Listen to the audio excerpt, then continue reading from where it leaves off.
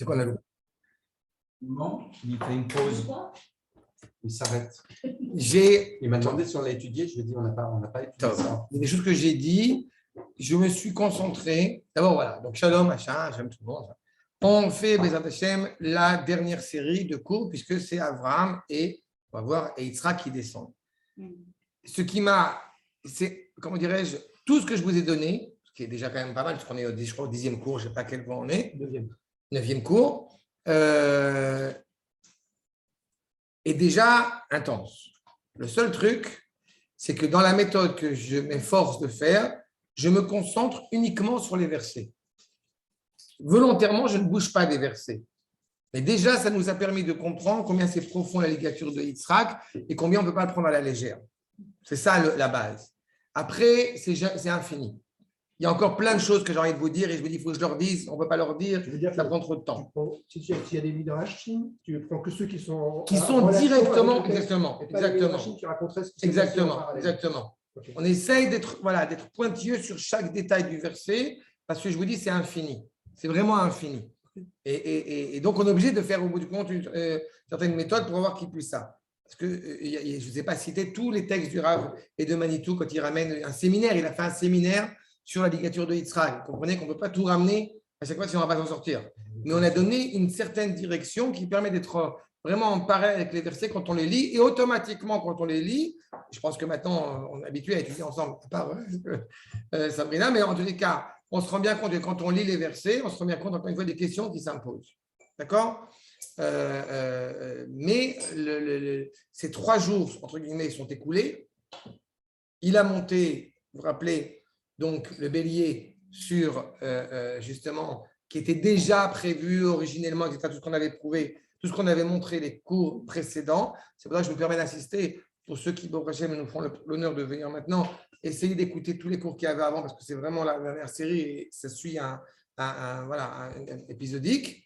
Et voilà. Aujourd'hui, donc, on voit, comme on l'a dit, dans les 19 versets, on monte, c'est pas, on est arrivé au sommet et maintenant on redescend. Donc, nos versets sont les suivants. Vaikra malach Hashem, El Avraham, Shenit min Hashamayim. Quand numéro 1, on voit d'abord les versets comme d'habitude. Donc, l'ange divin, si je puis dire, appelle Abraham. C'est le dernier jour qu'il l'appelle. Il n'a pas bougé, on est toujours sur le mont du Temple. Il appelle Abraham une deuxième fois en provenant des cieux. Puisque la première fois qu'il l'a appelé. On peut le comprendre comme il le nomme ainsi. Non, Vaikra, c'est l'icro, c'est appelé. Okay. D'accord ? Mais le fait est, c'est que il l'appelle une deuxième fois des cieux, ce qui montre bien encore une fois, on sait de quoi il retourne, puisque c'est le même Malach Hashem qui lui a dit arrête-toi. Vous vous rappelez ? D'où peut l'appeler d'autres. Ah, on avait expliqué que si tu n'avais pas écrit Malach min Hashamayim, Abraham n'aurait pas été convaincu que c'était réellement un Malach. Ouais. Peut-être c'était au bout du compte une réalité terrestre qui essaye de le détourner du droit chemin. Oui, mais ça j'ai un compte. Mais non, ce que je veux dire, il l'appelle des cieux, mais il ne peut pas l'appeler d'autre part. Non, il pourrait l'appeler tout court, sans dire Min Hashamayim. Ah, d'accord. Ok, si tu veux dire le. Okay. D'accord ? Et en plus de ça, il aurait tout à fait été éventuellement l'évocation d'un homme, sauf que sur cet endroit, il n'y a personne. Vayomer bi nishbati, bi, le sens obvi du verset, c'est cet ange qui parle. Et il dit, il a juré, énoncé à travers moi, bi, c'est donc pour moi, betochi, neum Hashem, le discours d'Akadosh Baruch Hu, qui a un Asher Sita et Adavarazé, en réponse à ce que tu as fait. C'est intéressant parce qu'il n'a pas sacrifié son fils. Et pourtant, il dit, en réponse à ce que tu as fait. Il a fait quoi comme acte ? Il a fait un acte de s'empêcher de faire. Et c'est un acte fondamental. D'accord ? Asita et adavarazé, velo rasarta et bincha et yichidecha. Quand justement, eh bien, tu n'as pas porté préjudice à ton fils unique. D'accord ? J'espère que la question d'Ishmael, elle est réglée maintenant par rapport à cette problématique-là. Kibarech avarecha. Donc, Pourquoi cette allitération dans l'annonce de la bénédiction, encore une fois, qui est donnée à Abraham? Et puis, de nouveau, Arbé, Arbé. On a compris. C'est quoi entre barer, donc bénir, et beaucoup. Et là, encore une fois, Arbé, Arba, Arbé. Et Zeracha, ta descendance, Kekorve Hashamayim, comme les étoiles du ciel. Vekechon, Asher al Sfatayan, et aussi comme les grains de sable. Maintenant, on compare, donc d'une certaine manière, merci beaucoup, on compare Am Israël aux étoiles, mais aussi aux grains de sable. Ça va être l'occasion pour nous de rappeler comment est métaphorisé Am Israël. Et est-ce que c'est évidemment un pur hasard? C'est vraiment, ça fait rire, maintenant quand je sais que je posais ces questions, vous savez que je vais répondre que ce n'est pas un pur hasard. Mais est-ce qu'au bout du compte, qu'est-ce que ça signifie? Être comparé aux étoiles, à la poussière, au sable de la mer. On va voir ce que ça implique. Et donc ta descendance, eh bien, va hériter, et c'est-à-dire que c'est à prendre à double sens. C'est-à-dire que où est-ce que vous avez hérité ou vous avez viré? C'est-à-dire qu'en tous les cas, il est certain que pour avoir réellement la paix, pour être en sécurité par la suite vis-à-vis de ses ennemis, cela implique, encore une fois, de faire la guerre et de bouter ses ennemis hors de Navarre. D'accord? C'est ce que nous dit ici. Ta descendance va yarach zeracha et shahar oivav. D'accord? Après, les gens vont me dire, quand même, politique, pas politique. C'est compliqué quand on est dans la paracha d'Abraham et Sarah, entre Sarah qui a dit qu'il faut faire le transfert d'Ishmaël et l'annonce d'Akashbourg qui nous dit clairement il faut bouter tes ennemis en dehors du camp. Veille Baruchou, Bezarecha et ta descendance, c'est-à-dire que c'est Vehi Baruchou, parce que c'est un passé, parce que c'est un futur, mais en tous les cas, grâce à avoir, et le mot de char aussi est important, c'est quoi au bout du compte, aux portes de tes ennemis, aux portes de ses ennemis, puisque c'est la descendance. Et on te dit par la suite qu'au bout du compte, grâce ta descendance, ça veut dire quoi qu'elle va être bénie? Alors qu'on a annoncé avant qu'elle va être bénie. Donc ce Yidbarechou ici n'est pas clair. En tous les cas, ce qui est sûr, c'est qu'on insiste que ta descendance, semble-t-il, a une influence kol goye haaretz. Tout, et je vais traduire littéralement, tous les groupements humains de la terre. On n'a pas parlé de nation. Ekev, Asher Shamata Bekoli. Juste parce qu'au bout du compte, tu as fait quelque chose d'exceptionnel, tu as su, et là je traduis volontairement, pas littéralement, tu as su reconnaître ma voix. C'est ça que ça veut dire. Et c'est très important, parce que ça, c'est déjà l'occasion de le rappeler plusieurs fois. C'est le Hineni. Mais du début jusqu'à la fin, c'est Hineni.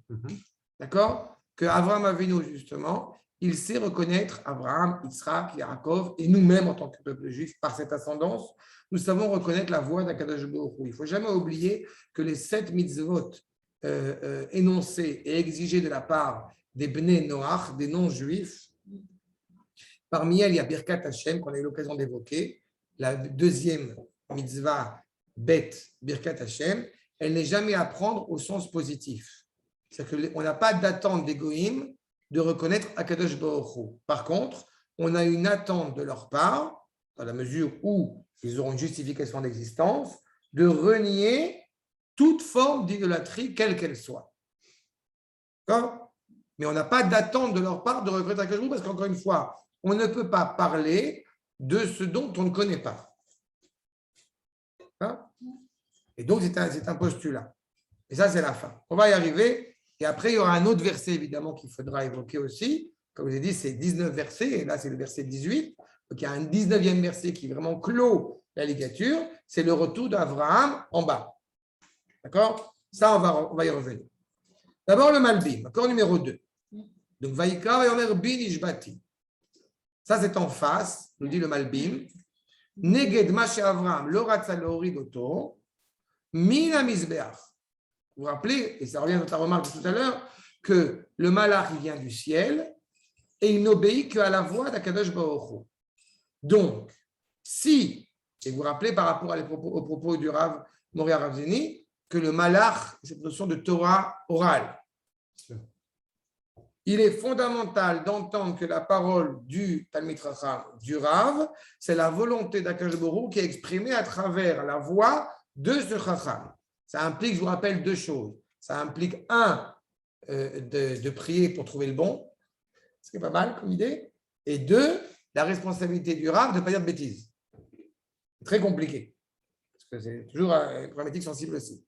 Mais en tous les cas, Abraham, il est tellement animé par la volonté d'accomplir la volonté divine qu'il n'aurait pas fait descendre Yitzhak de l'autel si cela n'avait pas été dit expressément par Akadosh Baruch Hu lui-même. D'accord? Neged ma she'amar Avraham, lo ratza lehorid oto min hamizbeach, ad she'yishma hadibur mipi Hashem be'atzmo. C'est ce qu'on vient de dire. Et il dit, Dieu m'a promis. C'est-à-dire, j'ai parlé à Akadosh Baruch Hu, et voilà.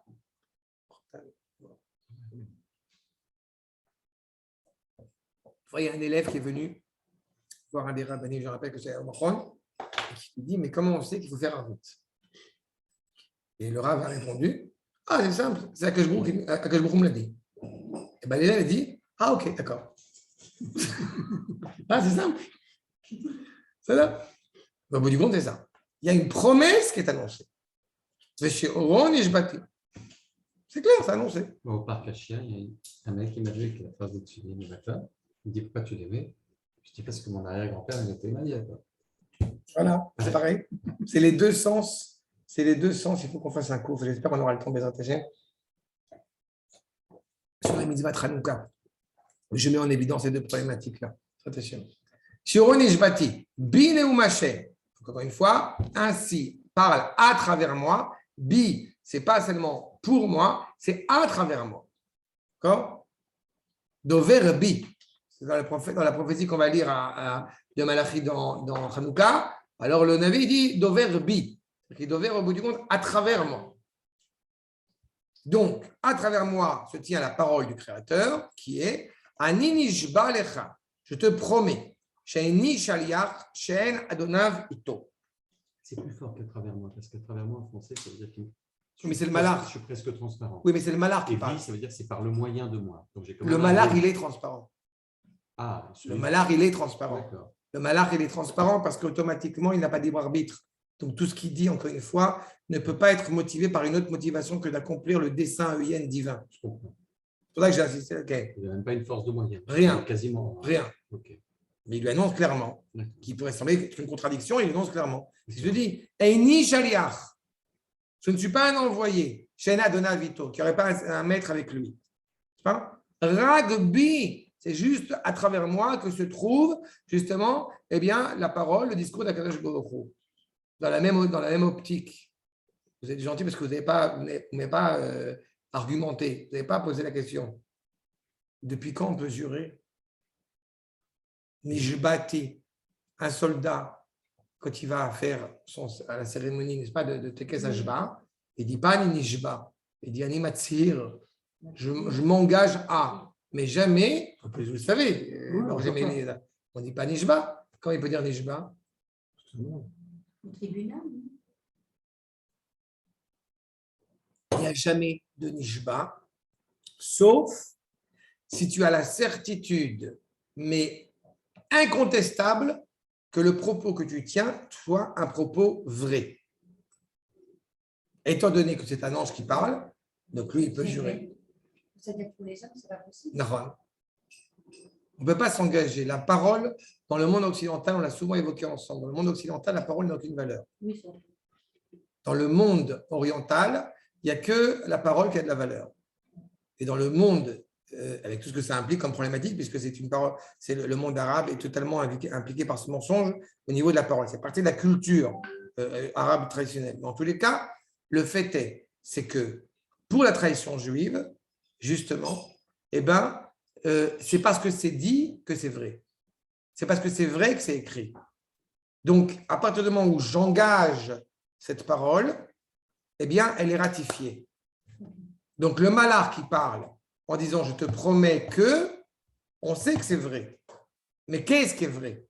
Il ne suffit pas de dire que ce que me dit Akadosh Baruch Hu, ce que je transmets à travers moi, c'est vrai. Ça va plus loin que ça. On ne peut pas discuter. Il n'y a pas à discuter. Ouais, ça veut dire comme c'est vrai, on discute. C'est vrai, c'est Akadosh Baruch Hu. C'est évident.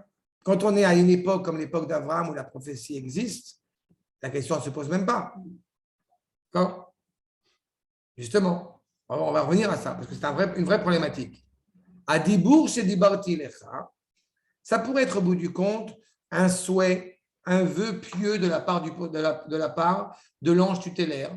C'est vachement bien écrit, à Dibour chez Dibarti, tu retrouves ça dans Heidegger. Monsieur. Le parler À parlant, l'Avdil, le parler qui est parlé ou le Ok. parlant qui est passé. Mais Heidegger a très bien compris ça. Ah. J'ai entendu souvent cette problématique-là. Heidegger, c'est ce qui a attiré Lévinas. Heidegger a très bien compris cette problématique-là. Et comme quand tu vois, quand elle n'est pas entre les mains d'un juif, ça devient une horreur. Non, mais il l'a piqué là. Quelqu'un, de Vadaï qui est appliqué Un là. texte qui s'appelle Un cheminement vers la parole. Un très beau livre d'Heidegger. Mais il a pris de là. Je ne savais pas. Là, Évidemment. Dibarti, c'est incroyable. Chez Dibarti Lecha au Dibour et Lachem. C'est la parole d'Akadosh Baruch Hu. Oh, Beatzmo Shoradover Rabbi. On n'a pas encore dit qu'est-ce qu'il. On l'a cité dans les versets. On n'a pas encore dit ce qu'il dit. Veyan asher asita et adavar hazeh. En répondant évidemment par rapport à ce que tu as fait.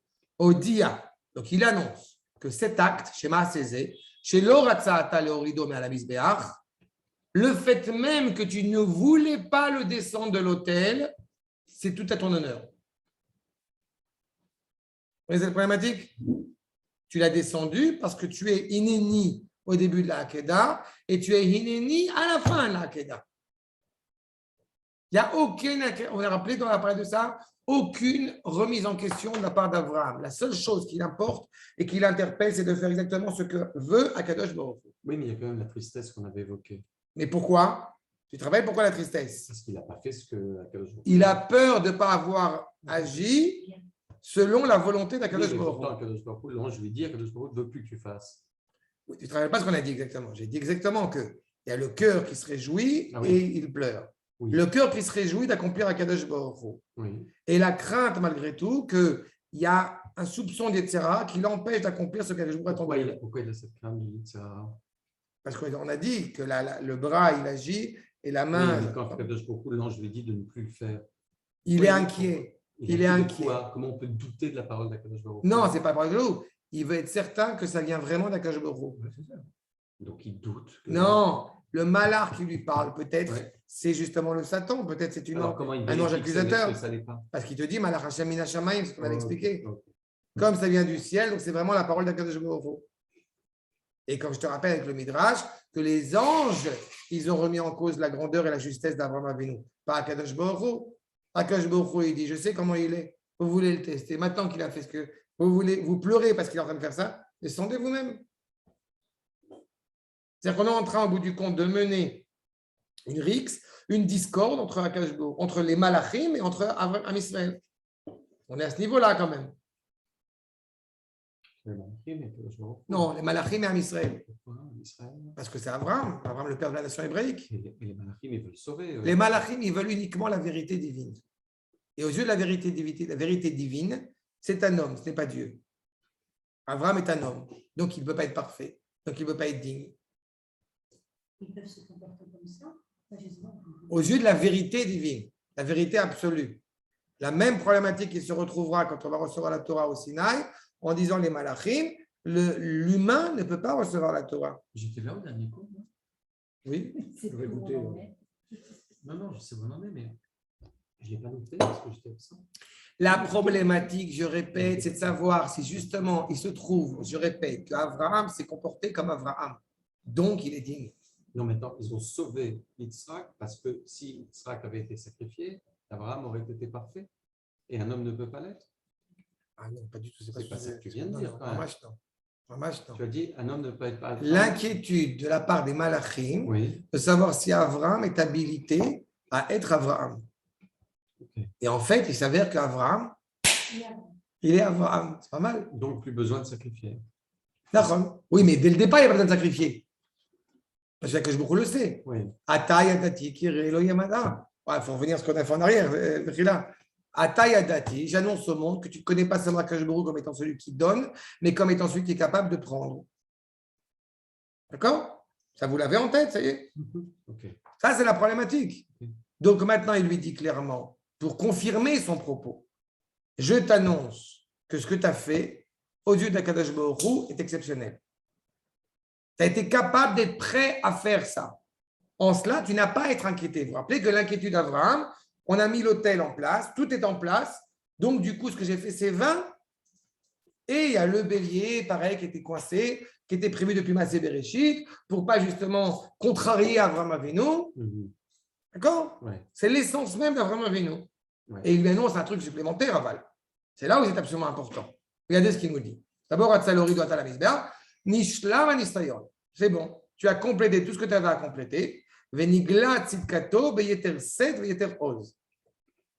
Abraham, tu n'es pas un sadique. Tu es énorme. Tu es un grand sadique. Si je vais parler comme ça. Le plus grand sadique de tous les temps qui peut exister. On a affaire à des gens, à trois, je le répète, on a affaire à trois, plus que des personnages. On a affaire à trois pères qui sont les éléments essentiels sur lesquels le monde se tient. C'est aussi simple que ça. Et comme j'avais dit la dernière fois, si ça n'avait pas été des hommes, on les aurait pris pour des dieux. D'accord? C'est ça qu'il faut entendre. Avec un avantage supplémentaire, c'est que, comme on dirait en bon langage dans le 9.3, c'est mon daron. C'est quoi? Non, c'est mon père. Mon daron? Mon daron. Non, c'est du banlieue. J'ai quitté le 9-3. C'est. Non, moi aussi, j'avais 26 ans, mais c'est des vieux. Non, mais rassure-toi, la jeunesse n'utilise plus ces expressions-là. Ce que je veux dire simplement, c'est que ce sont nos pères. Ce n'est pas nos maîtres, c'est mon rep. Abraham, c'est mon rep. Le fait qu'ils aient des doutes montre leur côté humain, justement. Il a fait, mais ils ont un doute. Le problème avec Yaakov qui doute qu'il a été. Est-ce qu'il a bien fait avec son frère Esav Il n'a pas un doute par rapport à ça. Il a un doute. Rappelle-toi, ça c'est aussi un autre sujet, mais ça c'est le Shema Bekoli de Rivka. Il veut, dans le prisme de vérité, ce sont les patriarches ont cette grandeur d'être dans la droiture la plus exceptionnelle.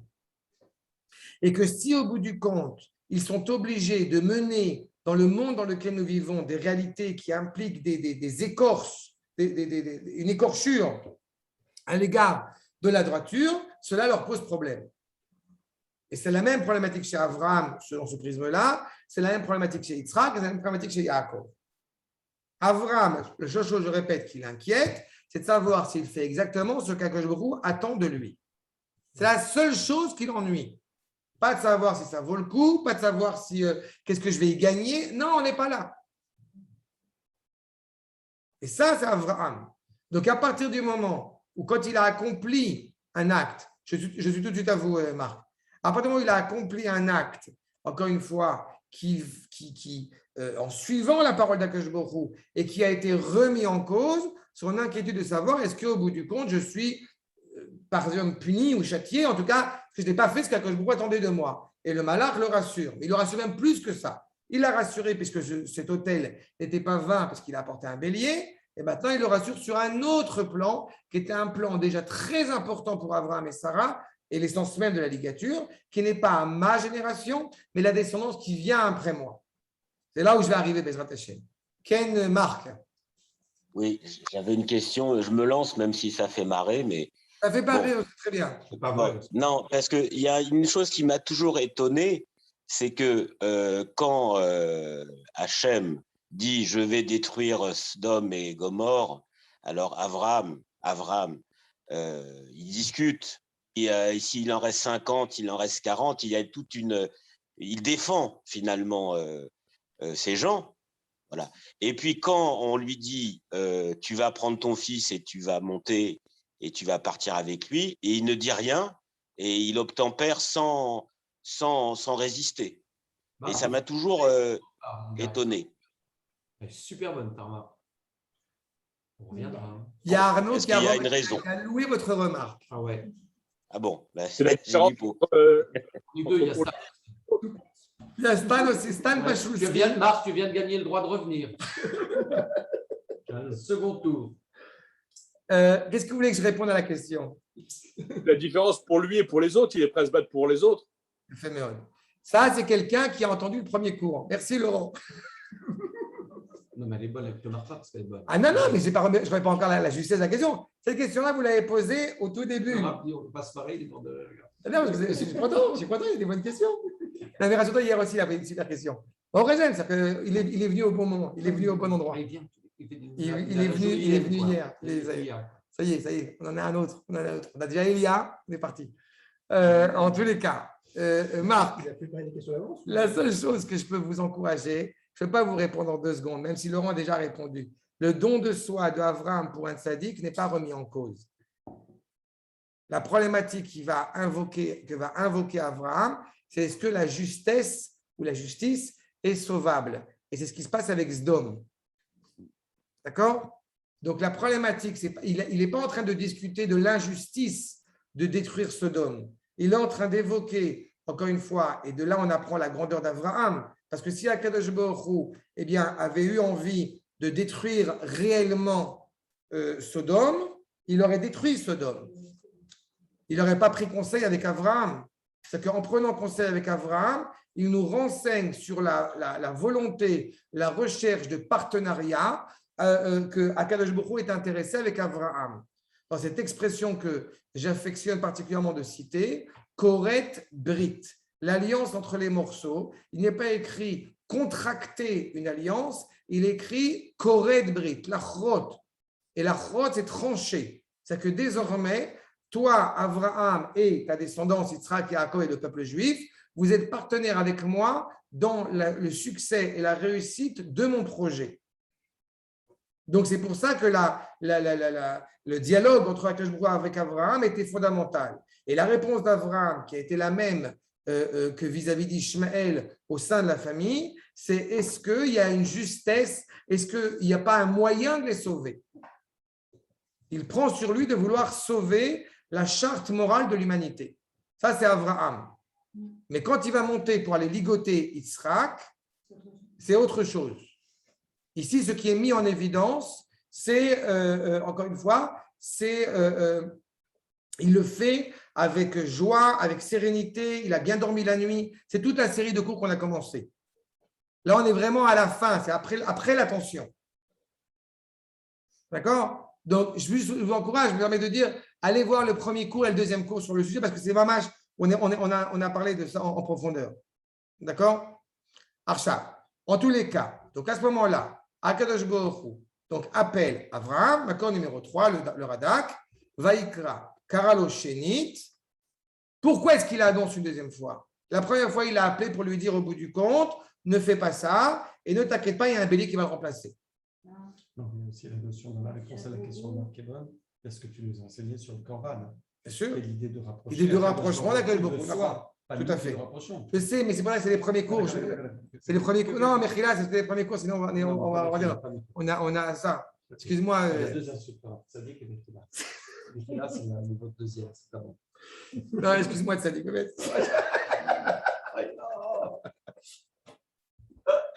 vais aller voir. En tous les cas, il l'appelle une deuxième fois pour justement lui annoncer pas la récompense de son acte, puisque ce n'est pas au nom de ça qu'Abraham Avinu a agi. On est déjà dans le bracha. C'est quoi bracha, je vous rappelle? C'est le plus.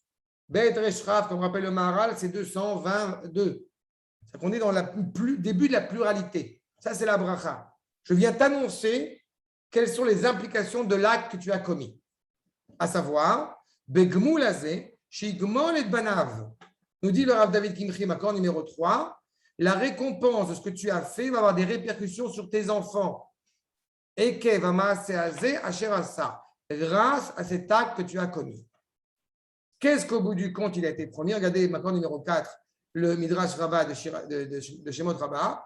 Ma ou binishbati, Amar Akadosh Baruch Hu l'Avraham, Keshem shani chai vekayam le'olam ou le'olmei olamim. Elle est exceptionnelle cette promesse du Midrash. De la même manière, dit Akadosh Baruch Hu, comme moi, Dieu, je vis pour l'éternité.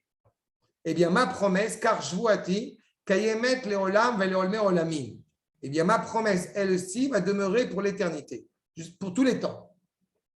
Alors, on a un problème. Pourquoi? Parce que toute population, tout peuple né, arrive à son apogée et meurt. Et c'est ce qui se passe dans la réalité.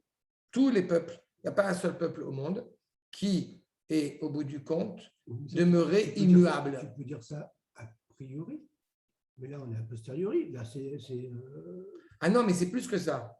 C'est de dire que tous les peuples, sauf. Tous les peuples, sauf. Oui, sauf, bien sûr. C'est ce qui est annoncé. Oui, mais demain, vous allez mal vous comporter, on va y revenir. Demain, vous allez mal vous comporter. Demain, vous allez peut-être vous écarter de la Torah. Peut-être demain même, que Dieu préserve, vous allez commencer à utiliser la date chrétienne, par exemple. Un truc qui n'existe pas, mais d'accord? Ou même que Dieu préserve, puisqu'on s'approche de Hanouka et Kislev, peut-être même que Dieu préserve, vous allez peut-être arrêter de faire Shabbat. Genre un truc bon, qui n'existe pas, mais encore une fois dans la théorie. Ou même peut-être certains parmi vous vont essayer de faire des manifestations pour manifester contre la circoncision. D'accord? Eh bien, te dit le Midrash, malgré tout ça, ça ne bouge pas. C'est ça que ça veut dire.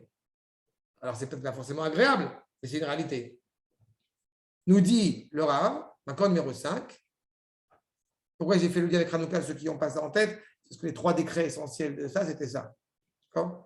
Je vous avais raconté qu'au Technion, j'avais fait une fois un cours, je devais faire un cours à des jeunes francophones et de Massa. Et ils m'ont dit, non, mais quelqu'un m'a appelé, il m'a dit, non, il n'y a pas de cours parce qu'ils sont partis en soirée au Technion. Et une soirée dansante au Technion.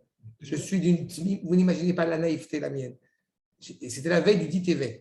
Ça rentrait dans le dit Tevet. Et je me dis, ils font une soirée en boîte, le dit Tevet, le Technion, c'est la Shoah, c'est des événements dramatiques. Et en fait, non, c'est la Saint-Sylvestre. J'ai dit, bon, malheureusement, mais c'est-à-dire que j'étais tellement dans cet esprit de dire, mais comment ils n'ont pu pas penser à organiser un truc au-delà de Sylvestre qui était une pourriture, mais il y a un côté qui est dramatique dans cette histoire. Non, d'empathie à l'égard de l'histoire de notre peuple. Maintenant, nous dit le Rav, Hakikat Ava Elahit. C'est ça qui est indiqué. Si Akadosh Baruch Hu est prêt à s'engager de manière aussi impressionnante, c'est que l'amour d'Akadosh Baruch Hu, mais c'est une loi, c'est intangible. Du côté d'Akadosh Baruch Hu, en aucune manière, eh bien, on pourrait être renié à cette identité. Il a déjà fait cette promesse à Noah. Par rapport au monde, par rapport au fait qu'il ne va pas détruire le monde. D'accord. Là, il annonce autre chose. Il annonce qu'en dépit des mutations d'identité, le peuple juif demeure intangible. D'accord? On a, je ne sais pas, imaginons qu'on a un gouvernement problématique. Imaginons. D'accord? Eh bien, il n'empêche, non, à titre d'exemple, j'ai dit, c'est théorique. Imaginons qu'on a un gouvernement problématique. Eh bien, il n'empêche que malgré tout, l'alliance qui est contractée entre Akadosh Baruch Hu et Am Israël ne bouge pas. On essaie d'adoucir la réalité. D'accord? Imaginons qu'on avait aussi un gouvernement problématique avant. Ça va, t'es rassuré? Est-ce que tu me connais bien? S'en fout, c'est pas ça l'essentiel. On parle des idées, on ne parle pas des personnes. Je sais. L'amour d'Akadosh Baruch Hu à l'égard de l'Israël. On va vers le mieux. Pas aux yeux de nos Chachamim. On va vers le mieux, on va toujours vers le mieux. Ah. Mais aux yeux de nos Chachamim, c'est une catastrophe. Il y a vraiment des vrais problèmes qui se passent. Et je te dis, je suis des cache-rouges, je suis la conversion. Je ne sais pas où est-ce qu'on va. Ça va s'avérer dramatique. Dramatique. Et je t'en parlerai à l'occasion avec plaisir, mais ce n'est pas dramatique. Je sais que tu as raison. Hakika, non, malheureusement, j'aimerais te dire que ça. Hakika ta'ava. Les abus de ceux d'avant. Oui, mais encore une fois, on sait, c'est pas. Laisse tomber. Encore une fois, on a déjà fait souvent les études ensemble. Je m'en fous de la couleur de la kippa. Ce qui se passe aujourd'hui, c'est une conséquence. Il faut travailler ce qu'on fait maintenant. C'est ça. C'est travailler. Non, mais c'est que ça. C'est que ça. Chakikat Ahava Elahit. Cette loi, encore une fois, d'amour d'Akadosh Baruch Hu, Théora, Adira, pure, exceptionnelle, Elle est cachée, elle est figée, encore une fois, au sein des âmes de la nation. Vous remarquerez qu'encore une fois, le commentaire du Rav, c'est très important ici. On parle de la nation, Aouma. D'accord? Tout à l'heure, on a parlé de Goyé à Haaretz. Quand il y avait l'alliance entre les morceaux, comme on dit, eh bien, il y avait écrit Mishpachot Adama, par des familles de la terre. Il faut entendre que Am Israël doit devenir une nation. La famille de Yaakov doit devenir une nation. Et les nations doivent devenir des Goïm, doivent devenir des familles de la terre. D'accord? À la fin des temps, et on est en plein dedans, il y a des tentatives de vouloir absolument sauver l'idéal étatique de tel ou tel pays. D'accord? Parfois, ce sont même des juifs d'ailleurs qui essaient de se battre pour ça. Mais dans le fond, une civilisation, c'est l'Haftarah de cette semaine, comme vous le savez avec Vaishlach. Tzarfat, Sepharad, Kna'an et Plishtim. Plishtim, c'est un pluriel qu'on appelle le Gaon de Vilna, parce que cette population qui, semble-t-il, qui a tendance à s'étendre, qui vient de Gaza là-bas. D'accord? C'est les Plishtim, semble-t-il. Et même si ce n'est pas les mêmes, puisque les Palestiniens, c'est nous, etc. Mais en tout cas, semble-t-il, eux, ils disparaissent, ils essayent des trucs, ils n'ont aucune valeur. Il y a Kna'an, ce sont les Allemands, je vous rappelle, et Tzarfat, Rashi nous explique qu'en langue française, la Shana Vodazara, c'est France, donc on comprend, et Sfarad, comme rappelle le Radak, c'est Spaga, c'est l'Espagne. Donc ces États où va régner avec grandeur, avec noblesse, si je puis dire noblesse, la royauté de Édom, ces États ne peuvent pas faire autrement que disparaître, en tant qu'État. On ne parle pas d'humain, on parle de civilisation. D'accord? Ah, c'est vrai, je n'ai pas vu. D'accord? Et cette voix, elle provient désormais du ciel pour annoncer pour la nation. Parce que la finalité de Sarah d'Avraham, même quand elle demande à Agar de revenir, c'est uniquement pour la nation. Nous dit Panim Yafot. Donc, Yesh Tedakdek. Pourquoi est-ce qu'il n'a pas dit? Pourquoi est-ce qu'il y avait besoin d'avoir deux prophéties? Pourquoi est-ce qu'il n'a pas suffi de dire la première prophétie dès le départ, d'englober tout en même temps? Dis-le une fois, pourquoi tu reviens et Yesh lefaresh. Chaque mitzvah, elle a deux aspects, elle a deux facettes. La première, achat, a mitzvot shen behem anat aguf. D'abord, tu n'accomplis pas la mitzvah parce que tu en tires un plaisir. Tu l'accomplis parce que tu l'accomplis.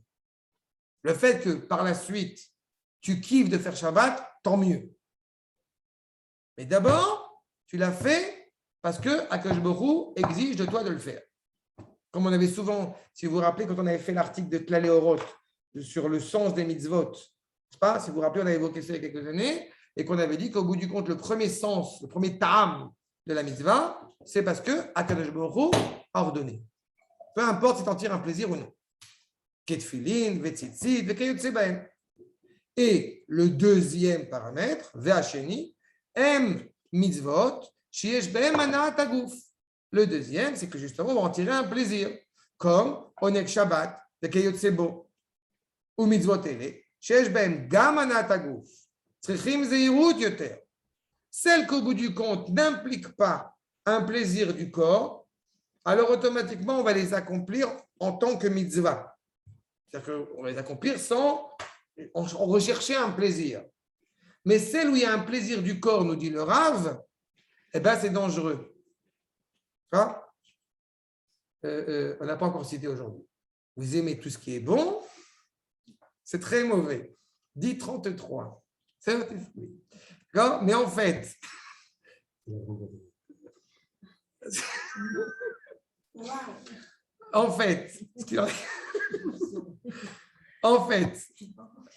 ça va venir, c'est de finesse. C'est trop tôt, t'as gagné. En tous les cas, le fait c'est qu'il faut, nous dit le Rav, une prudence énorme quand on fait au bout du compte quelque chose où on en tire un plaisir.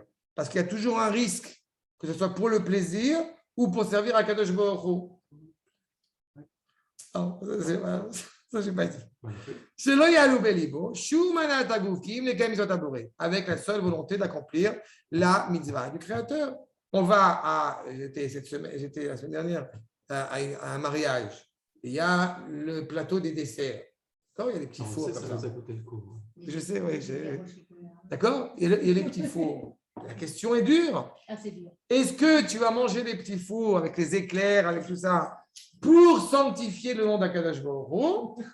D'accord? D'accord?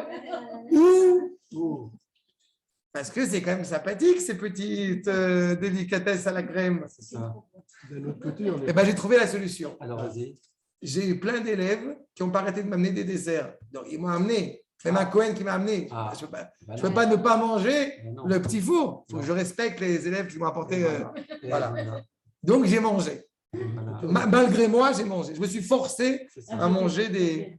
Mais c'est mon voisin, là, les chrétiens qui ont fait les péchés de la gourmandise, etc. Non, c'est pas ça. Là. Non, mais c'est- Oui, non, parce que là-bas, c'est Non. pire. Là-bas, c'est la recherche du plaisir qui est en soi ingrat. Non, mais Comme je là-bas, disais c'est tout à ce que l'heure, t'as dit. vous C'est aimez bon, tout ce qui c'est est bon, bon. vous Voilà. aimez tout ce qui est bon, c'est très mauvais. Voilà. Oui. Nous, c'est pas ça. Du tout. On n'a aucun problème avec ce qui est bon. C'est ça. Seulement, il y a une sensibilité. Non, mais chez nous, il n'y a pas de bon pour le bon. Il y a le Il y bon a pour pas- le bien.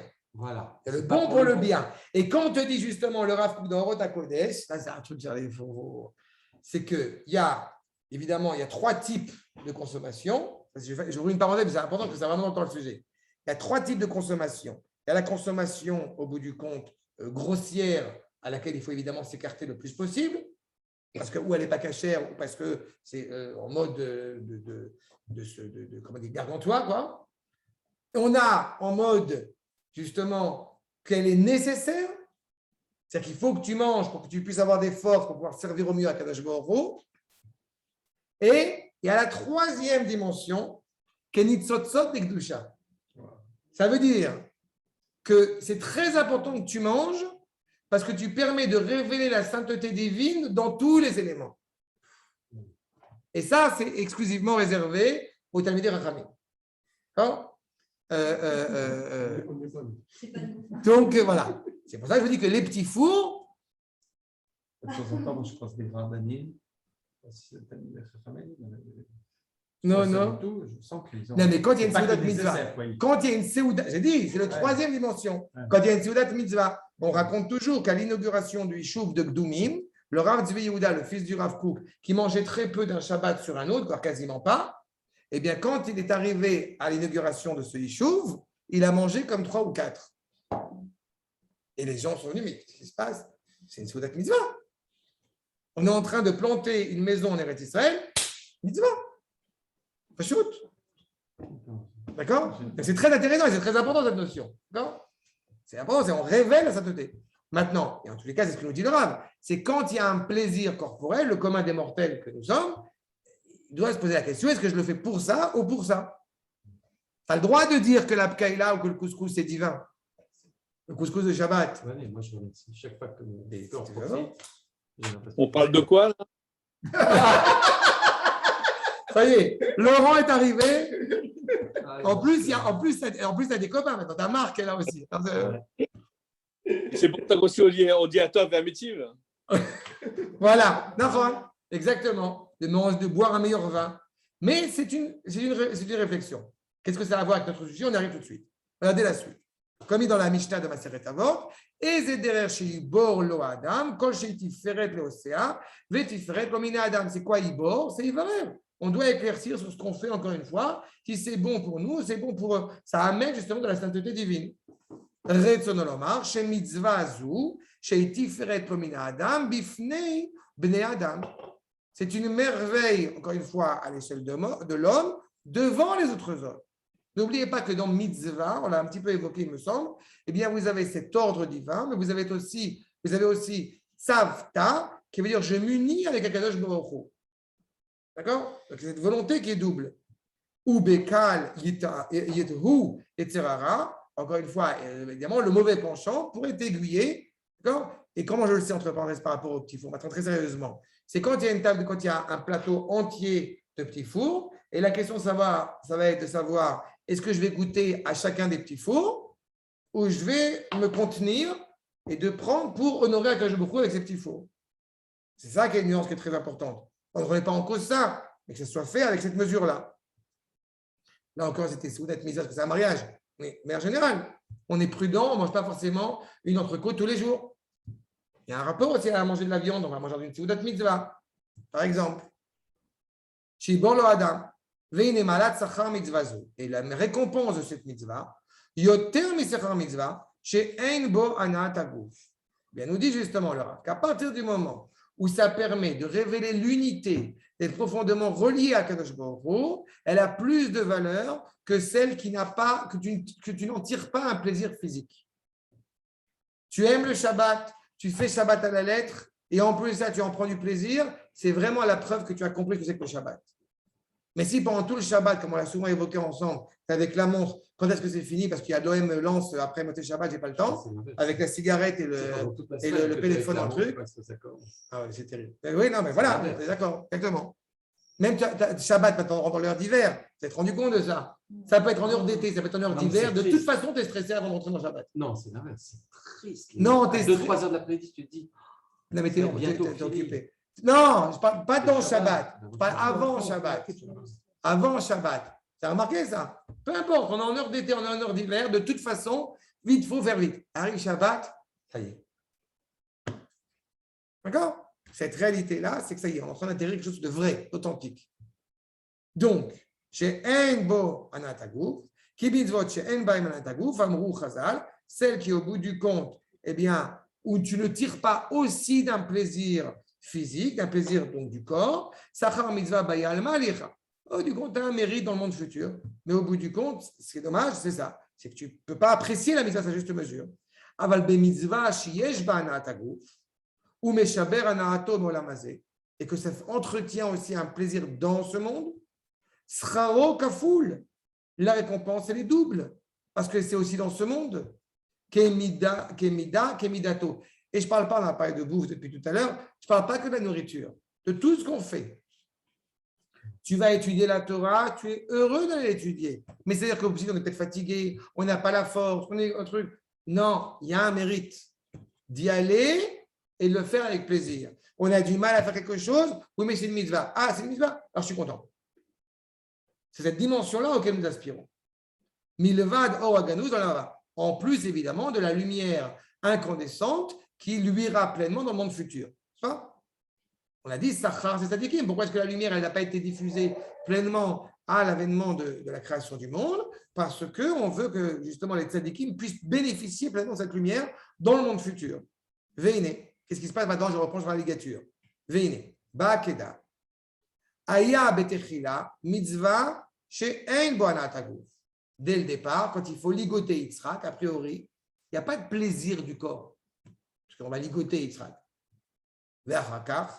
Que chez Amar, et quand après que je lui dis, Al tisklach yatra el anahar, ou mitzvah lo ta'ase, chez Eshbo anataguf, chez lo yisrotet beno.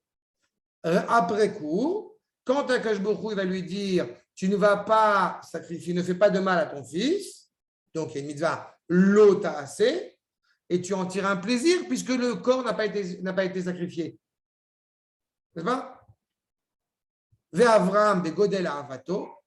Et justement, Avraham, dans la grandeur de l'amour, et Chibato, et l'affection qu'il a pour Akash Baruch Hu, Lo ala belibo shumana tagouf be'avur meniat mitat beno. Je reprends la remarque que tu as fait au tout début. Avraham a vu dans sa grandeur, n'en a pas tiré un avantage de ne pas avoir sacrifié son fils. Un avantage physique. Puisqu'on a dit qu'il était inéni avant, il est inéni après. Et si vous me dites, bah oui, mais c'est parce que c'est pas lui qui n'a pas été sacrifié, ça on l'a évoqué ensemble longuement.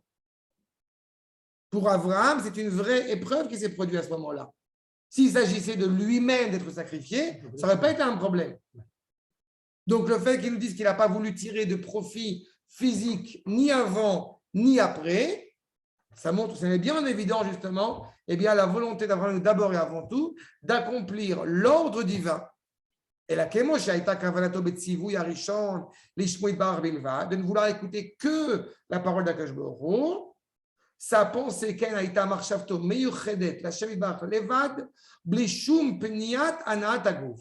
Jamais, au grand jamais, il s'est posé la question de l'intérêt qu'il pourrait en tirer. Maintenant, avant de poursuivre, je vais rajouter un point. Quand est-ce qu'on commence à parler du monde futur dans l'histoire de notre peuple? Vous savez? Quand est-ce qu'on commence à parler de la récompense à la mitzvah dans l'histoire de notre peuple?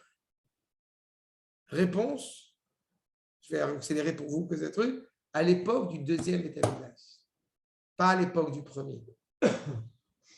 C'est-à-dire qu'à l'époque du deuxième Beth Amikdash, on est confronté notamment aux Grecs puis aux Romains, et on a cette problématique que les Grecs vivent dans des relations, dans des réalités séparatistes. Donc, à chaque fois qu'on va faire un acte bon ou bienveillant, on va se poser la question chez les Grecs, puis chez les chrétiens, par la suite, qu'est-ce que je vais en tirer? Ça montre que malheureusement, il y a une certaine perte morale de ce rapport de l'homme à l'égard de la réalité. Est-ce que ça veut dire qu'à l'époque du premier Beth Amikdash, il n'y a pas de récompense au mitzvot? Mais vadaï qu'il y en a, mais on s'en fout.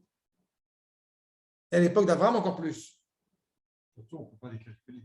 En plus. C'est-à-dire que c'est la volonté de faire le bien pour le bien.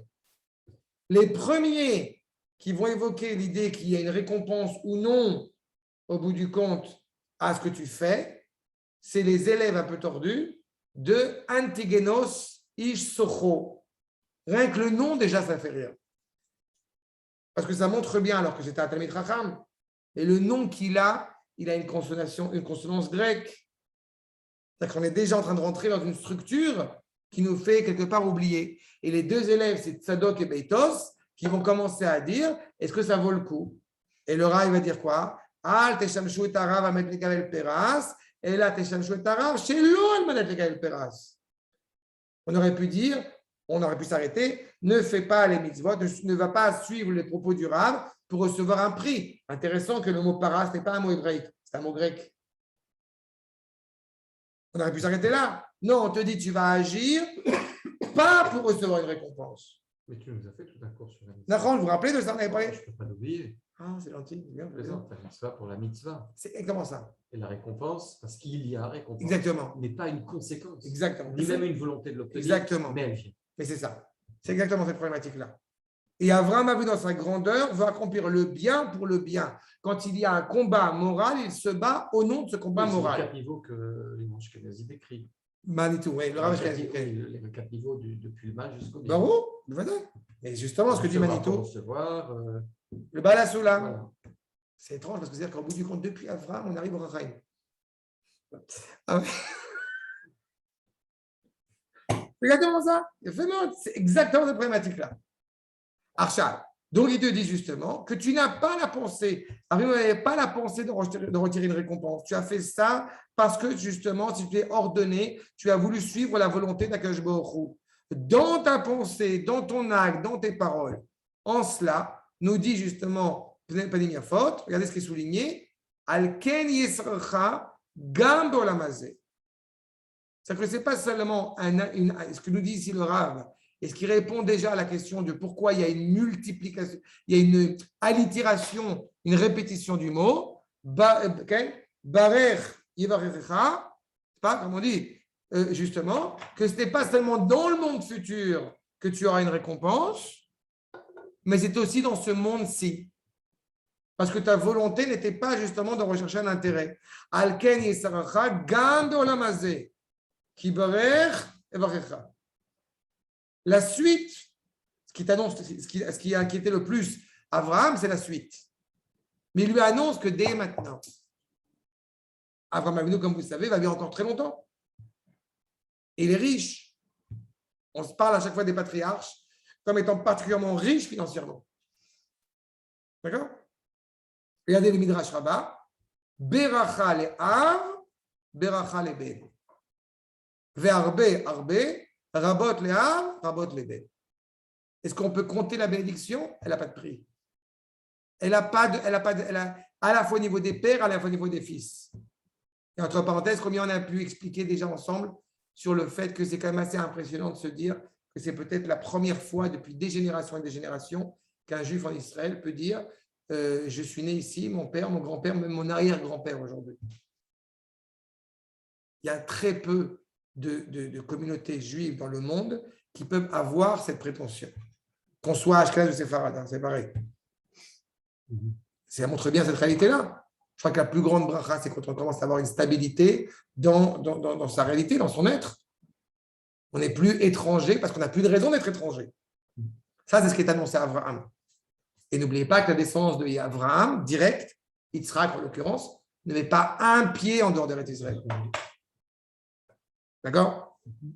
Maintenant, qu'est-ce qui va arriver quand même? Nous annonce déjà Makor numéro 8. On le sait, il y a des ennemis. Je ne sais pas si vous êtes au courant, mais il y a des ennemis à Israël.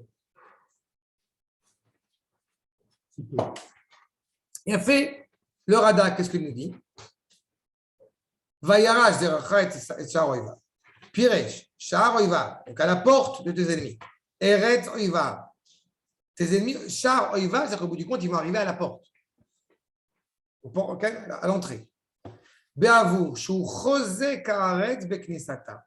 Ka'aretz Achazaka Zvivotea, Rim Yamim. La terre, elle est forte. Il y a des frontières naturelles vis-à-vis de la terre. Donc, au bout du compte, les populations qui vont vouloir nous attaquer, elles vont attaquer dans une dimension forte. Et quand ces ennemis, toute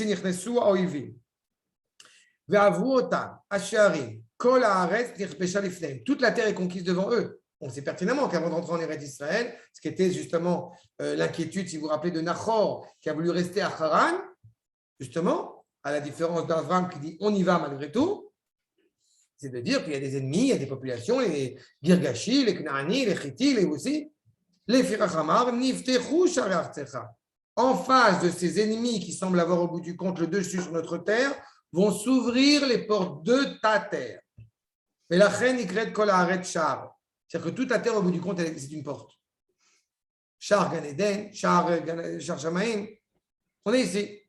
Ve'amarlo. Et du coup, évidemment, ta descendance, ça va être comme les étoiles, n'est-ce pas, Kekorvei Shamaim, ou comme le sable, Keechad Larzik Adava. Qu'est-ce qui se passe entre les luminaires, si je puis dire, célestes, puis de science, luminaires célestes, et le sable et le sable sur voilà, il faut suivre ceux qui suivent, ils rigolent. Et le sable sur la mer, c'est que ce sont des frontières naturelles. Ça, c'est le sens obvi. Mais ça va plus loin que ça. Pour l'instant, je ne le dis pas encore, mais on va revenir.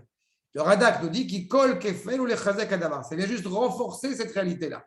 Que Israël, au bout du compte, est toujours au point de clivage, encore une fois, entre toutes ces limites qui peuvent exister. Mais jusqu'à présent, on n'avait que tu es comme la poussière de la terre. Et d'autre part, et parfois ailleurs, on va voir, et tous vont être bénis par ta descendance. Il n'empêche que ces expressions, grâce au Kliakar, je rappelle le Rav Ephraim Lunchitz, le remplaçant du Maharal, quand il décède, ne sont pas vaines. D'accord? Il faut être conscient que chaque expression, elle a une valeur. Quand on annonce d'une certaine manière, à travers cette bénédiction qui est réitérée à Akash Baruch Hu, à Abraham, on annonce que l'éternité d'Israël est immuable et intangible. Vous voyez que c'est un petit moment déjà que c'est dur. En dépit de toutes les erreurs qu'on pourrait commettre. Seulement, que signifie Korvei Hashamaim et, comme j'ai dit, les sables, les grains de sable de la terre. Nous dit le Kliyakar. Matzinu les familles.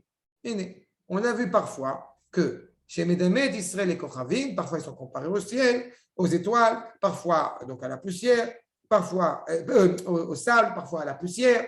Yofi. Que nous dit le Rav? Je saute quelques mots. Kiakol Moré Azman Acher.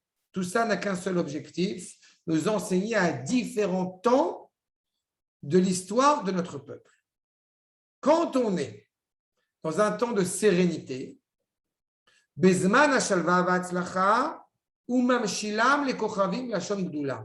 On éclaire le monde. Quand on est bien sur sa terre, avec la Torah, avec Eretz Israël, avec cette unité du peuple juif, parfait. Avec les petits fours, c'est parfait. C'est ça?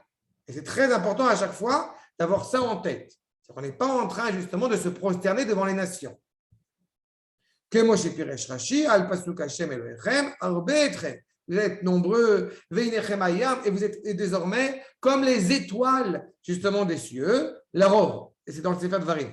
Dans le Sefer Dvarim, ça veut dire que c'est pas un hasard. On s'apprête à rentrer en Eretz Israël, on est comparé aux étoiles du ciel. La grandeur d'Israël.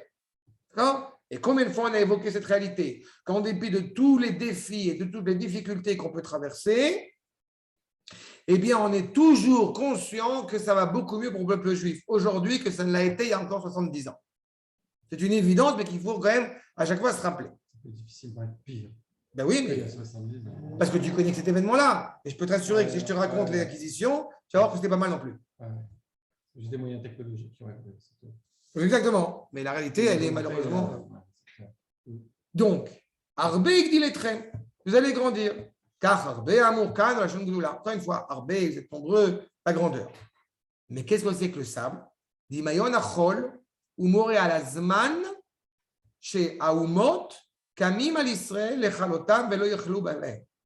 Le Kliakar, il évoque une réalité, encore une fois, comme on le disait à l'instant, purement théorique, semble-t-il, où il y a une époque au XVIe siècle où, déjà ça se fait dans le Midrash, où il peut se produire une réalité où les nations vont nous écraser et vont vouloir nous détruire. Il y a une époque, jadis, où ça existait. D'accord ? Et donc à ce moment-là, on est comparé au sable de la mer. Kamo agalim amitnassim, les vagues qui sont grandes et qui essaient au bout du compte de faire un tsunami, si je traduis littéralement. Ratulishtof et kolola, ils veulent détruire le monde entier, puisqu'on sait pertinemment que la volonté de détruire Israël ne s'est jamais réduite que à Israël. Israël, c'est le cœur, mais automatiquement, ça a des implications à l'échelle du monde entier. Umiyad kasher yagiu el achol em nishbarim, kach aumot. Vous savez que quand les vagues elles arrivent, ce qui permet au bout du compte de casser ces vagues, c'est la plage. N'est-ce pas? Ça veut dire qu'à partir du moment où il y a beaucoup de sable, ça arrête la marée. Ça veut dire que même dans une situation où Israël, nous dit le Rav, est dans une situation catastrophique, on sait que, comme on dit, c'est jamais désespéré parce qu'il y a Israël qui est présent. Et Israël va arrêter cette montée, cette vague absolument inhumaine. C'est le cas de le dire. Donc ça, c'est le deuxième cas de figure. C'est quand Israël est comparé justement au sable. Ils ne pourront pas dépasser ce sable. Combien de fois j'ai eu l'occasion de l'expliquer? À chaque épisode dramatique qu'a traversé Am Israël, ça a toujours été ponctuel. Et ça ne peut être que ponctuel. Parce qu'automatiquement, on sait qu'après, Am Israël revient. Mina Metzar Karatia. C'est les trois thèses, j'appelle Akash Baruch Hu. Si tu as lu, tu te rappelles le Rav Tertel, il te dit clairement, Hachem comme Damo, il te dit clairement que je sais que ça va se finir. Il est en plein dans la caille, il va être à Treblinka. Je sais que ça va se finir. Je suis inquiet pour ce qui va se passer après. Donc, tu vois, c'est le sable. Achab, Shelo Yechol Avor et Achol. Juste qui est souligné, Shelo Yechol Avor et Achol, qui a Chol ou Chok Vegvul Ayam. C'est la limite. Lo Yechol Aomot et Israël et Chalotam. Puis encore une fois, personne ne peut détruire Israël. Pareil. Mais Quand... En même temps, toutes ces limites dont tu parles tout à l'heure, moi, ça me fait penser à la Brite.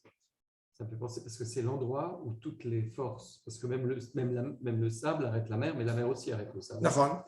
C'est un endroit de limite de force énorme et qui, miraculeusement, quand tu regardes Sfatayam, chaque fois que je peux prendre un plage, je me dis, mais c'est quoi ce qui se passe là? Mais on a dit que c'était clairement pas et la là, situation. Oui.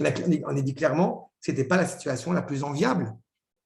D'être limite. D'être comparé au sable. Non. On a dit clairement que ce n'est pas la situation la plus enviable.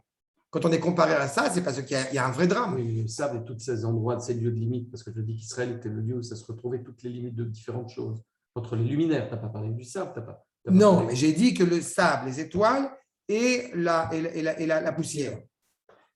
On a dit simplement que la situation, quand Israël est comparé au sable, nous dit le Kliaka, c'est que c'est une situation où ça va très mal. Et que la seule garantie, c'est qu'il y avait cette plage, effectivement, qui va arrêter, qui va casser les vagues. Et pendant ce temps-là, les vagues, elles font du bruit. Et que Dieu préserve, ça peut être un tsunami. C'est ça que ça implique. Mais ce n'est pas la situation la plus joviale pour l'homme Israël. Au contraire. D'ailleurs, ce qui est annoncé à Yaakov par la suite, c'est justement comparé que Korvei Hashamaim. Lui, le père du peuple, lui a annoncé qu'à la fin des temps, à l'échelle, encore une fois, de l'éternité, Israël est comparé aux étoiles du ciel. donc innombrable, donc incontable, donc, et en plus ça, éclairante le monde. Mais on peut avoir des périodes dans l'histoire, malheureusement, et surtout à cause de ces vagues, ça peut être un problème, et donc on pourrait se désespérer de ça. D'accord? Arshal, les fichar, Kacher Esav, justement, quand Esav vient, c'est la parole de cette semaine, Kasheba Esav Likrat Yaakov, quand il arrive, Amar Yaakov et Filato, Vata Amarta Etev Ativ, Imecha, Vesam Tezera Kechol Hayam. Yaakov retrouve Esav, qu'est-ce qu'il lui dit? Au bout du compte, tu vas être comme le sable de la mer. Avec toute la controverse de savoir si Esav, il vient embrasser Yaakov ou vient mordre Yaakov. C'est pertinemment. D'accord? Parce que justement, certains croient ou croyaient que Esav pouvait être gentil, pouvait être sympathique. D'accord? Qu'il il était agréable aux yeux d'Israël. Puis soudain, on découvre que, en fait, Esav, il n'est pas gentil. D'accord? Je sens que ce n'est pas clair ce que j'ai dit. C'est-à-dire qu'on va être plus clair. On a eu Trump, Mashiach Ben David est arrivé. Et maintenant, on a Biden, dis donc, c'est une catastrophe. Ben non, on le sait depuis 2000 ans, Esav sonnait les Yaakov. Donc on sait que de toute façon, c'est comme ça. On ne dit pas un leurre. Enfin, c'est plus clair maintenant. Enfin, il faut mettre le doigt sur le. D'accord? C'est ça. La rencontre entre Yaakov et Esav, elle est là. Lama zachar davka aftachat achol. Pourquoi est-ce qu'on rappelle justement la plage et qu'il n'a pas parlé des étoiles? Velo iskira kochavim. Shesh baem tartei letivuta, qui encore une fois, on a dit c'est fantastique. Les étoiles, c'est ce qu'il y a de mieux. Gamlo iskira lachon ribou, il n'a pas parlé non plus de nombreux. Parce que justement, à ce moment-là, il y a deux implications. Il y a l'implication vis-à-vis d'Israël qui ne remet pas en cause la difficulté qu'on peut traverser, mais il y a aussi l'implication vis-à-vis de Esav qui ne peut pas en aucune manière, ni lui, ni tous les haters, ni tous les haïsseurs d'Israël, ils ne pourront pas nous faire disparaître. C'est ce que nous dit le Ra, Avtacha, shelo yochlu lahem sonem. Vous ne pourrez pas nous détruire. D'accord? Et enfin, la troisième, je saute quelques lignes, enfin, la vocation justement de la poussière. Okay? Donc là, encore une fois, on est annoncé de toute façon que le projet se continue. Et la dernière strophe du Kliyakar, le dernier paragraphe, Vedimion afar more. Vous l'avez? Bien sûr. Donc la comparaison à cette poussière, Alzman ashiflut, ça c'est le moment où on est le plus bas possible. Ki bezman shiuke afar la douche bediota tartona, on est vraiment le plus en bas possible. Misham yalu mishefel matzavan. De là-bas, on va monter. Sous l'école Ruach. Et on va réussir justement à dépasser, à surmonter tous les souffles établis. Tu te rappelles que, c'est grâce à toi que j'ai pu voir ce livre et le lire, Albert Londres. Ah oui. L'histoire du juif renouvelé. Tu l'as rendu d'ailleurs. Oui, je l'ai rendu. Le juif fermé est arrivé. Le juif est arrivé. Quand on voit la description, mais quand une fois j'ai ça en tête, à chaque fois j'ai ça en tête, la description des communautés juives orientales qui n'ont pas de sol, qui n'ont pas de vêtements, qui n'ont pas de situation, mais la délabrée totalement, ça, on se dit, mais c'est incomparable. Dans une réalité exceptionnelle. Là, c'est vraiment le plus bas qu'on peut être. Mais limite, le sable, l'eau, elle passe dessus, etc. Mais la poussière, elle est dispersée. Exactement. Et elle ne se rassemble pas. C'est ce qui peut sembler, voilà, là je dis, là on peut sembler qu'on est vraiment au plus bas du plus bas. Et comme on est comparé à ça par le Créateur lui-même, donc malgré tout, il y a un espoir. Et pas un espoir vain, comme j'ai dit. C'est ce que tu dis. Bedimayon afar el galut mitzraim, shayu amitzrim chorshim al gabam kemo afar shechorshim alea. La plus belle démonstration, c'est la galoute. Parce qu'en fait, ce que je dis. On a été dispersés. D'accord. Il y en a qui se sont complètement perdus, et puis il y en a qui reviennent. D'accord. C'est exactement ça. Le moment où on est pleinement indiqué, encore une fois, dans notre réalité malheureusement d'exil, et que on a le sentiment qu'on est perdu. Et Dieu sait combien cette poussière, comme tu dis, s'est dispersée. Dieu sait combien malheureusement on paye un prix. Les membres du peuple juif payent le prix. Ces trois considérations-là montrent bien qu'en dépit de cela, l'histoire continue et que l'éternité du Ham Israël est annoncée. D'accord? Regardez la suite. Le Rav David Kimchi, accord numéro 10. Veid Baruchu, Perusho, Eino Kemo Venivrechu. On avait le verset, quand j'avais parlé de l'alliance, Venivrechu Kol Mishpachot Adama. Toutes les familles de la terre, au bout du compte, vont être bénies par toi. Abraham, tu es la racine de la bénédiction. Ça, c'est le Nivrechu Becha, par toi, Kol Mishpachot Adama. Là, on a autre chose, nous dit le Radak. Qui pirshu shehem yisovevu aberacha leatzmam betfilatam veyomru ha'el yivarchenu kemo sheberer zera Avraham. C'est-à-dire, kol kach yezeracha mevorach ad shekol goy haaretz yitlu birkatam bezerecha. Le Id Baruchu ici, c'est une bénédiction, j'ai envie de dire, ethnocentriste. Mais c'est plus que ça. Parce qu'il nous dit qu'on va être tellement une bénédiction que ça va déborder à l'extérieur. D'accord ? Prenons un exemple. Dans n'importe quel domaine. Avec mon travail notamment, modestement, parce que je fais le high-tech le matin, il n'y a pas que ça. On découvre plein de domaines. Ah oui, tu pourrais témoigner encore mieux. Non, je fais le high-tech le matin, c'est trop bien, on dirait la vérité si je prends. Je fais le high-tech le matin. Mais ouais, c'est vrai. Oui, c'est vrai. Je travaille. Tu fais le spirituel. Voilà. Voilà. Je m'occupe de. Voilà. Enfin, l'après-midi, le soir, un peu aussi quand même. Pas mal. Mais en tous les cas, ce qui est fascinant, c'est ça. Ça veut dire qu'on découvre qu'il y a énormément de choses que Israël est en train de prodiguer à l'humanité, à tous les niveaux. On ne va même pas chercher ce que l'high-tech. Regarde d'abord les médecins. C'est ça. Tout à l'heure, je regardais Henri Baruch. Ok. D'accord.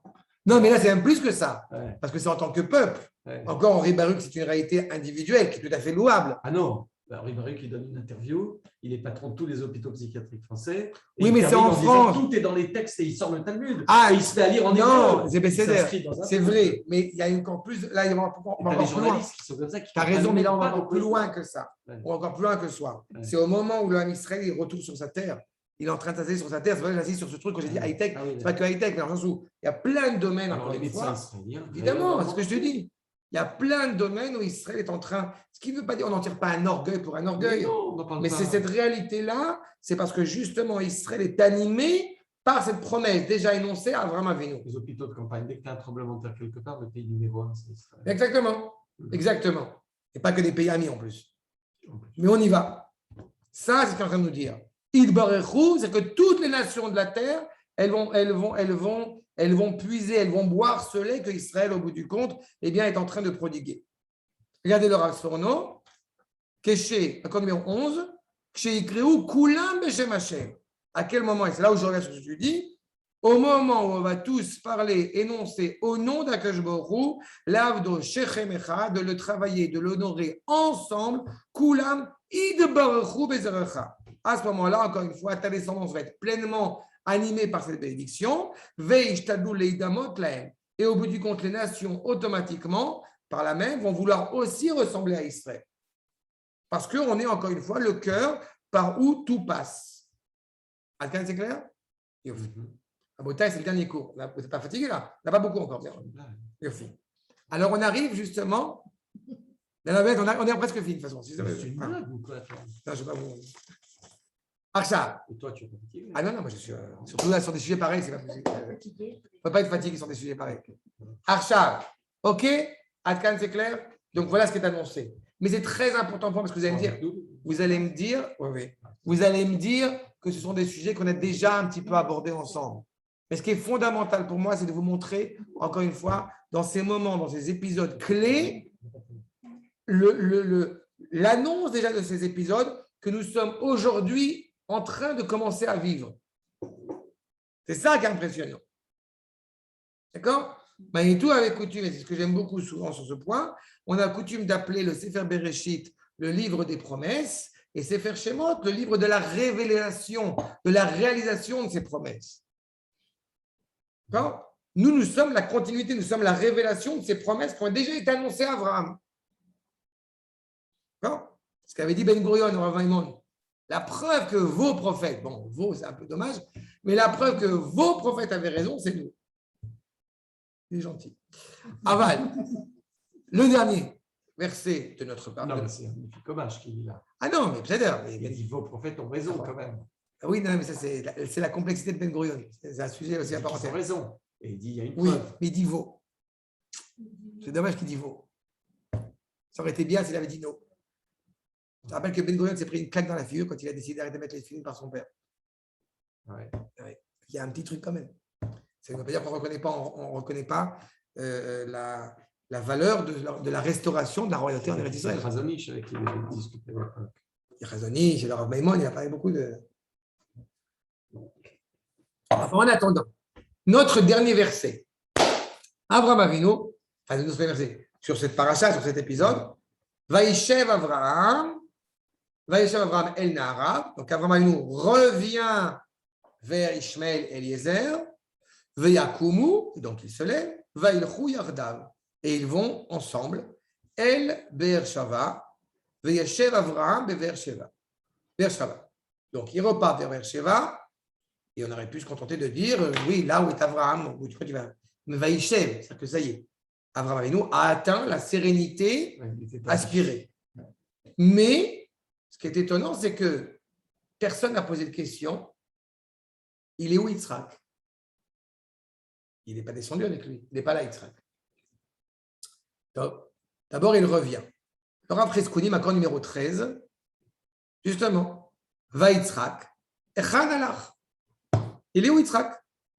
Et là, Nitman began Eden shalosh shanim. Il est où Yitzhak? Il est à la yeshiva d'Orve Yeshua. Traduction libre. D'accord? Pendant 3 ans, il est à la yeshiva. Au moins 3 ans. Bien Eden. Gan Eden, c'est la yeshiva. Bon. Quand tu es à la yeshiva, c'est le Gan Eden. Non, mais comme était la Marichon, je veux dire. D'une certaine manière, que il est après, qu'est-ce qui va se passer après? Je te rappelle qu'après, quand il y a Eliezer qui va revenir, ça c'est le cours sur YouTube, like, qu'il va revenir. Qu'est-ce qu'il fait Yitzhak? Il y a de ça la soir basadé. C'est-à-dire qu'il est à Sadé. C'est là. Il est à Yeshiva. Je rappellerai toujours que quand j'étais donc beau, jeune et sympathique, alors je vais aller à l'université et j'avais une crainte, j'avais une angoisse comme ça.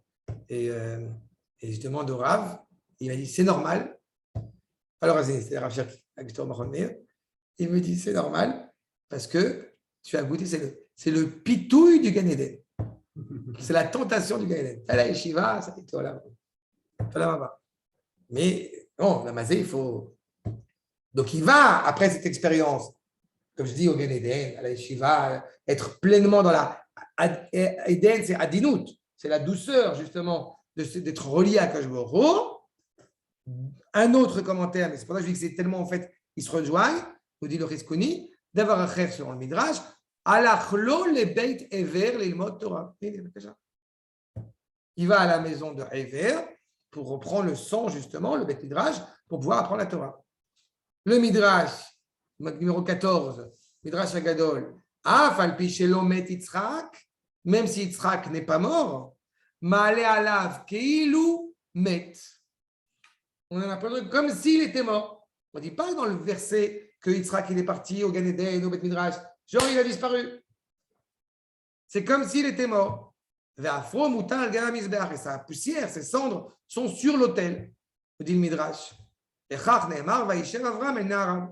quand Avraham il redescend, c'est pire que ça.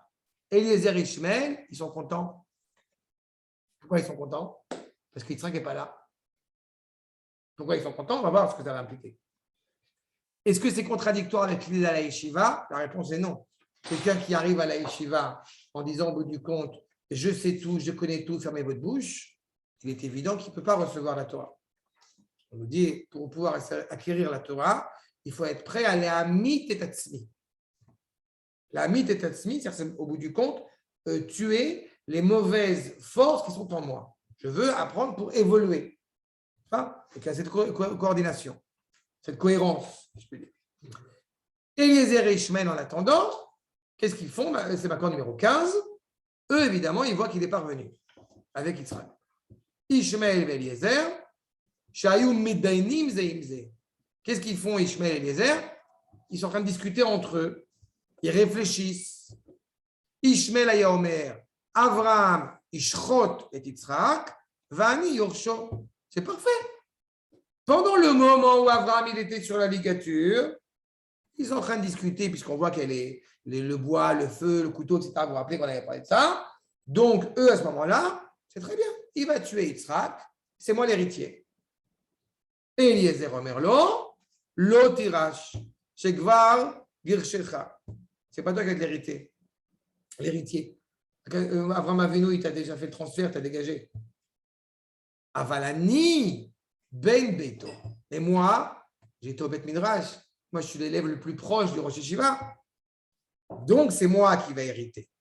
Kevan sheshav Amoram el Naharav, comme il voit qu'Avraham, au bout du compte, il revient El Amakom Asher Enicham, il voit qu'il est revenu là où il était sans Yitzhak, Velora Yitzhak, Ayuz Vorim Shechartu. J'étais persuadé qu'il l'avait tué.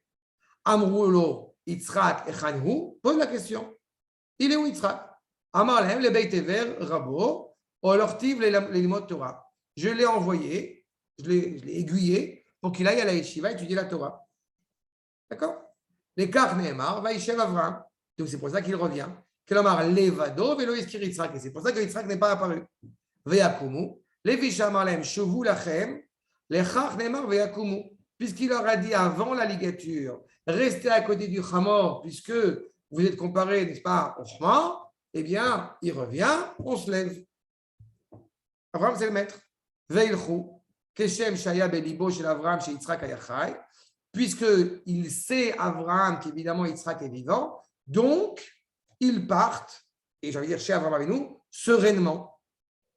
Car Yadouem chez Yitzhak Chai, chez Eminu, les livrés Abraham, chez Yedou, chez Yedou Mechazel. Étant donné qu'ils ont vu Abraham serein, ils ont compris clairement que Yitzhak est encore vivant. Et la suite, entre parenthèses, de l'histoire, si je puis dire, c'est que du coup, Eliezer, c'est vrai, il a compris. Non.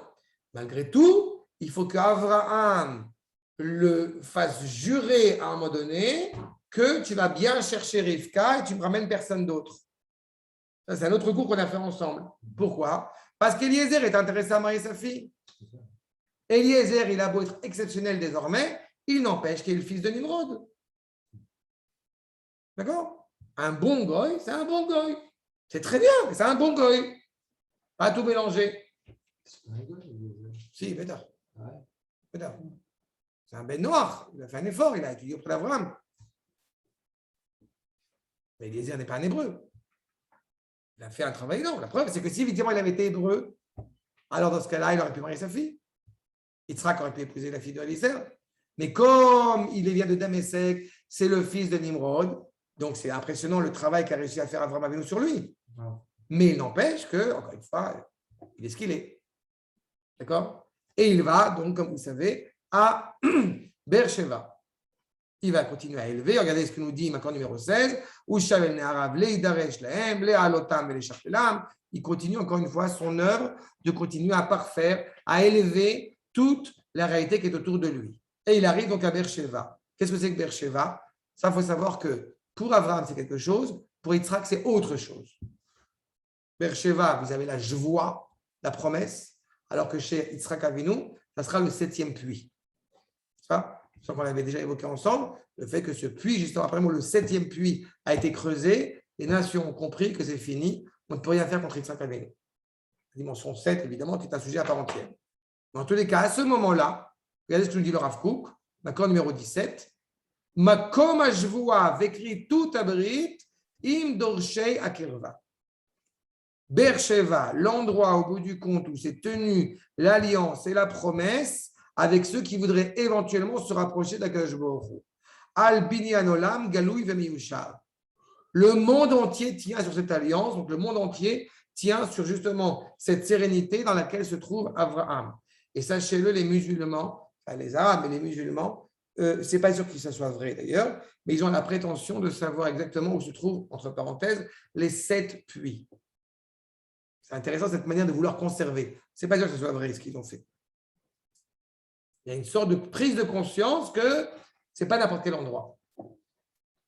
Et le dit le Midrash, Makor numéro 18, les fils Shera Avraham Avinu Nachat Ruach Beersheva Lo Zaz Mimena. Ça y est, Avraham Avinu a vu la sérénité à Beersheva. Il y a un élève qui habite à Beersheba, c'est ce genre de propos, ça devrait lui faire plaisir. Mais en tous les cas, il est clair qu'il ne va plus bouger. La vérité, c'est qu'il ne bouge plus pour deux raisons. Il ne bouge plus parce qu'il a terminé son rôle. Comme on l'a dit, il va vivre encore longtemps, mais son rôle, il a accompli ce pourquoi il était ici. Pas du chesed, de la reconnaissance d'Akadosh Baruch Hu en tant que celui qui donne, il reconnaît Akadosh Baruch Hu en tant que Elohim, comme on l'a vu avec la problématique de la Hakeda, et désormais, c'est Yitzhak qui justement va prendre le rôle. Et là, je vois, donc justement, nous dit le Rav Kook, je vois, Me'achedet, la cour 19, Me'achedet bekoach elyon et kol hakochot, apoalim be'orach hayim.